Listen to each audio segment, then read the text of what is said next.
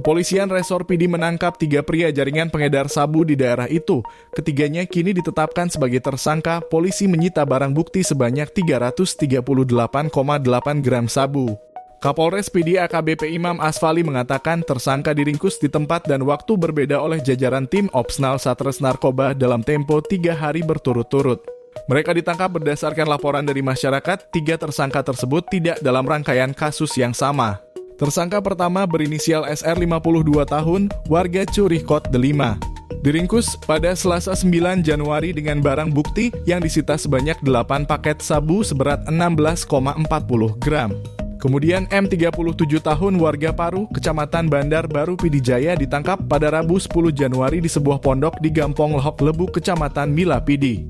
Jumlah barang bukti yang disita 3 paket besar seberat 311,9 gram sabu. Selanjutnya tersangka M 45 tahun warga Gampong Mane yang diringkus di depan sebuah kios di Gampong tersebut pada Kamis 11 Januari. Dengan barang bukti diperoleh di tangannya 31 paket seberat 10,5 gram. Imam Asfali mengatakan polisi masih menyelidiki dari mana sumber barang haram tersebut diperoleh tersangka. Atas perbuatannya, ketiga pria tersebut disangkakan pasal 114 ayat 2 subsidiar pasal 112 ayat 2 KUHP dengan ancaman maksimal 20 tahun kurungan penjara.